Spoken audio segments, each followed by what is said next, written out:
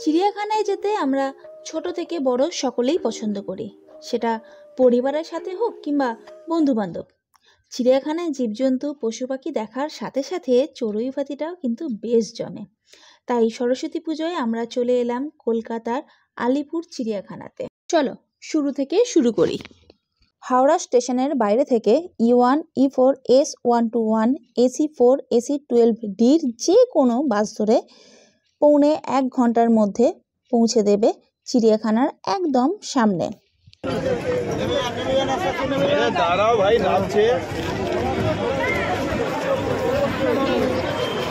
সেখান থেকে এই ওভারব্রিজ দিয়ে রোড ক্রস করেই চিড়িয়াখানা।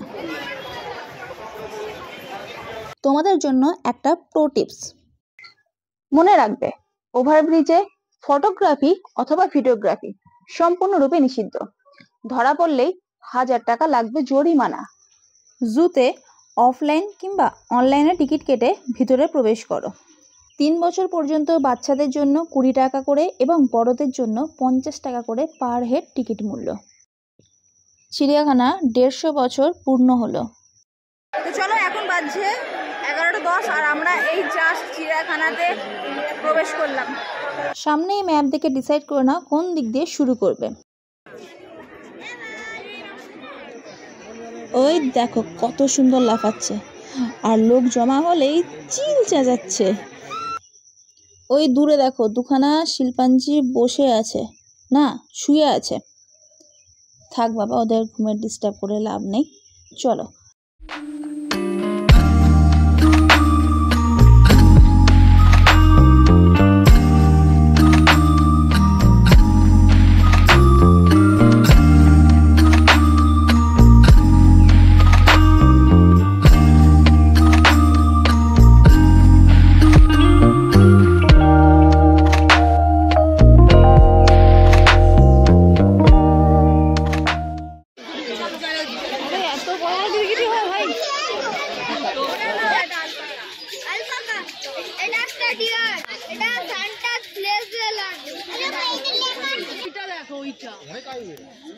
আরে বাপরে বাপ, কি বিরাট কচ্ছপ রে ভাই, কত বয়স হবে কে জানে।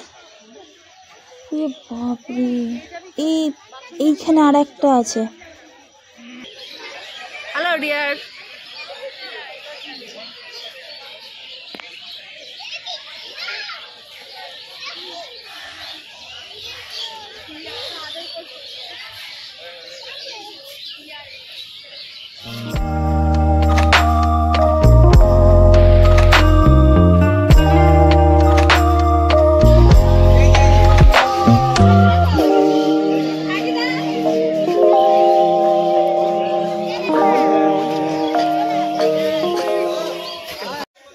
এই হরিণের সিনটা জাস্ট দেখো, কি সুন্দর।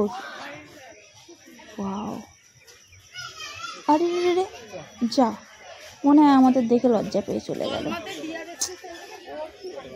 বিলুপ্ত প্রায় হরিণ, কৃষ্ণ সার হরিণ। এই জাতটা খুব দুর্লভ জাত। সাবান দিয়ে সাবান মাখিনি কোনদিন সাবান মাখিনি তো। এগুলো মিষ্টি জলের কুমির, অন্য কুমিরও আছে। তাহলে এগুলো কামড়ায় না, খালি মিষ্টি।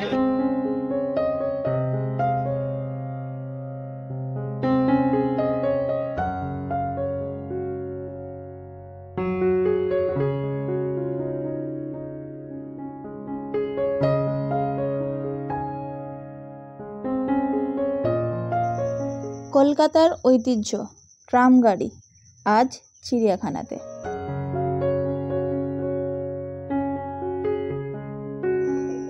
হাঁটার ফলে পেয়েছে একটু খিদে, কোথায় একটু দাঁড়িয়ে খাওয়া যাক কিছু ব্যাগ থেকে বার করে।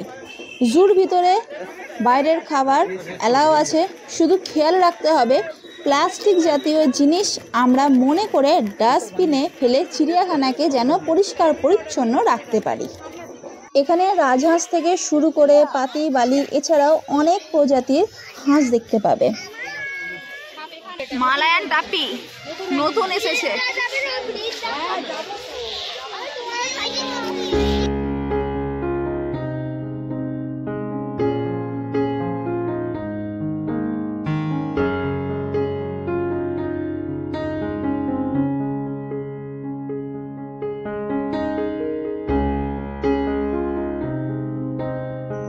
চলো এখন আমরা সরীসৃপ ভবনে প্রবেশ করি।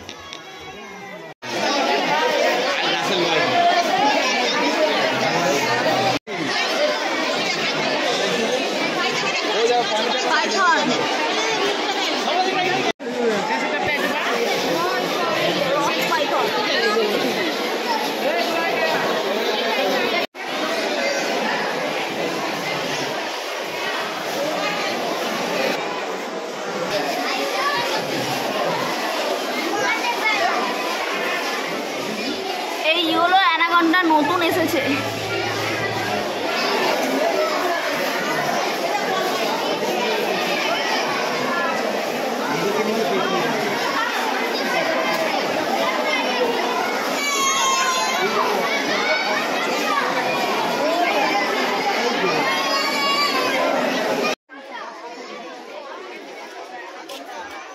এবার একবার পেঁচার ঘরে টহল দিয়ে আসি, চলো। ভিতরে কেবলমাত্র সজা ঢুকে দেখতে পেলাম, আর যা স্মেল, নাকটা পুরো জ্বলে গেছে, এত দুর্গন্ধ। বাবা কি হাই, এবার একটু ভাত ঘুম চাই। এটা বাঘ মামার গুহা, আর ওই তো ওই দূরে মামা এখন রেস্ট করছে।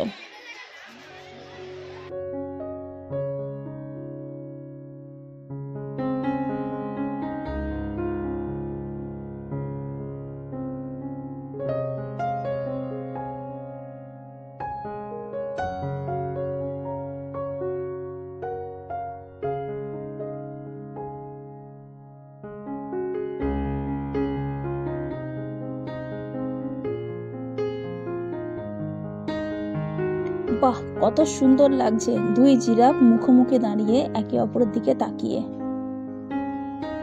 আর এইখানে দেখো আরো তিনজন এদিক ওদিক ঘোরাফেরা করছে। বাহ,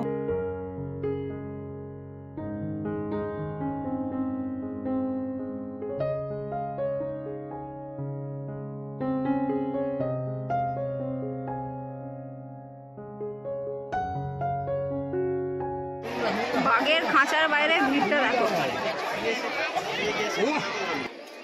দুপুরে সিংহ এখন নাকে সর্ষের তেল দিয়ে ঘুমাচ্ছে। কে এলো গেল কুছ পারবা নেই। আর পাশের খাঁচায় বাঘ মামাও ঘুমানোর ভান করে মাঝে মাঝে মিটিমিটি চাইছে, আর ল্যাজটাকে হালকা হালকা এদিক ওদিক নাড়াচ্ছে। বাহ বাহ বাহ বাহ।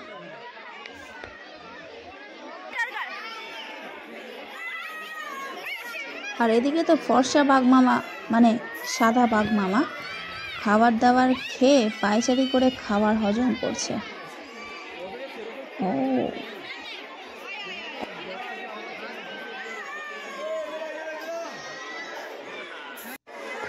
এ কি, বাংলার বাঘ রয়্যাল বেঙ্গল টাইগারও ভাত ঘুম দিচ্ছে কোণে লুকিয়ে লুকিয়ে। যা বুঝলাম, দুপুরে অলমোস্ট সকলেই ভাত ঘুম দিচ্ছে, তার মধ্যে হায়নাও একজন।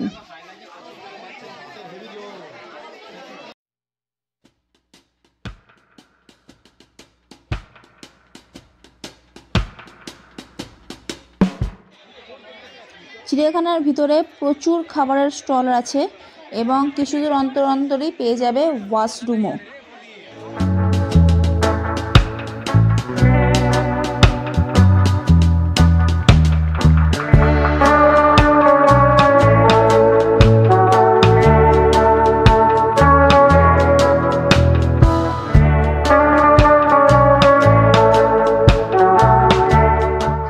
যাদের হাঁটতে আছে সমস্যা, তাদের জন্য ভিতরেতে গাড়ির ব্যবস্থা আছে, পার হেড মাত্র 100 টাকা করে 1 ঘন্টার জন্য।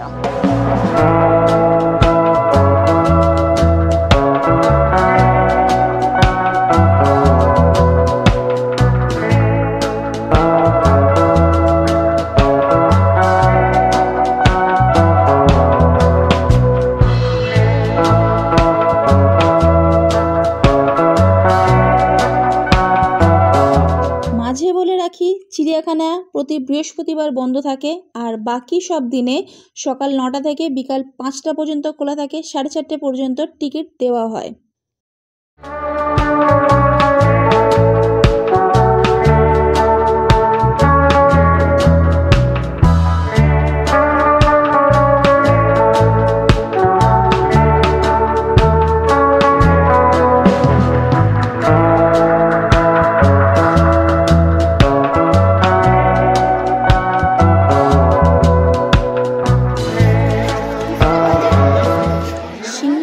ওইখানে বসেছিল, চোখের নিমিষে এসে একটা বেজিকে শিকার করলো। টিভির ডিসকভারিতে অনেক দেখেছি, কিন্তু একদম সামনাসামনি দেখলাম সিংহীর শিকার করা। দুঃখের বিষয় ক্যামেরা বন্দি করতে পারলাম না। সিংহটা বেজি ধরলো এখানে একটা।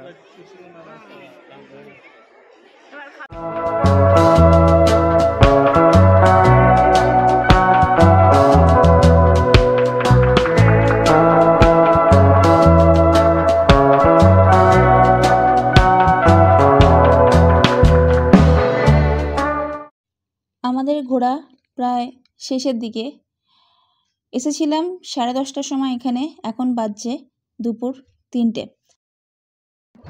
তো বন্ধু, আজকে সারাদিনটা খুব সুন্দর কাটলো, দারুণ এনজয় করেছি সবাই মিলে। আর চিড়িয়াখানাতে অনেক নতুন নতুন পশু পাখি এসেছে, তোমাদেরকে যতটা পেরেছি দেখানোর চেষ্টা করেছি। তো আজকের জন্য এটুকুনি। ভিডিওটা ভালো লাগলে অবশ্যই এটা লাইক করে দিও, যদি খুব ভালো লেগে থাকে তাহলে শেয়ার, কমেন্ট এন্ড সাবস্ক্রাইব করে দিও। ফিরছি খুব তাড়াতাড়ি নতুন একটা ভিডিও নিয়ে। ততক্ষণের জন্য টাটা।